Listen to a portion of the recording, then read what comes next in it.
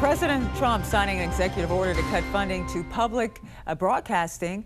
We're taking a look at funding that includes NPR, PBS, what they receive, the salaries, executive talent, their pay. Joining us now to discuss is Rachel O'Brien, the Deputy Public Policy Editor at OpenTheBooks.com. Thanks for joining us. Now, when you look at the big picture here, NPR and PBS, they don't get a lot of money, a lot of direct federal funding, but the truth, you say, is more complicated. Break down how much money they actually receive. Yeah, so this executive order was just signed yesterday by the president, and it instructs the Corporation for Public Broadcasting and other federal agencies to cease federal funding to NPR and PBS and some other news organizations. So PBS's tax return shows almost $23 million from the Corporation for Public Broadcasting. That's the nonprofit that directs federal funds to these media stations.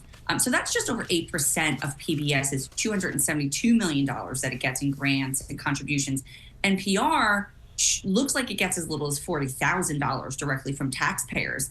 That's less than 1% of its $100 million that it gets in total in grants from all parties. But local radio and TV stations, they get most of the CPB's $535 million budget.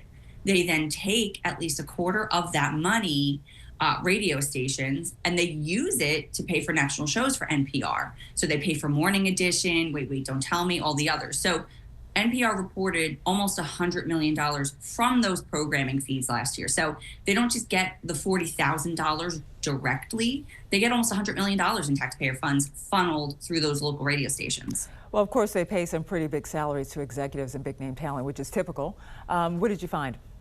Yeah, so PBS CEO Paula Kerger, she earns almost $1.2 million. 3 other PBS employees make over $500,000. Another 10 people make more than $300,000, and that's including Celia Loving. She earned almost $400,000 as the senior VP for diversity, equity, inclusion. We know the Trump administration has cut those positions.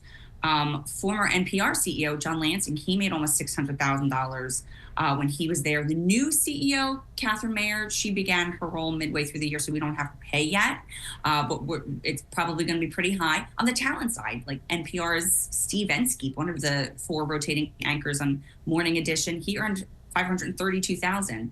Michael Martin, All Things Considered, makes $485,000. Peter Sagal, my favorite show, Wait, Don't Tell Me, he earns $478,000. And there's more who are making more than $400,000. So they're very well paid there. Right. So Trump administration, where are the cuts? How did the cuts break down, and how much in assets do PBS and NPR have? Yeah, so initially Congress was looking to cut this, and the Trump administration had encouraged them to cancel $1.3 billion in funding. Now with the executive order, I haven't seen an exact dollar figure, but it looks like all of the funding that goes to NPR and PBS, as well as lots of others, it looks like all of that funding. So PBS at the end of fiscal year 23, they had $641 million in assets. NPR at the end of the same year, $389 million in assets.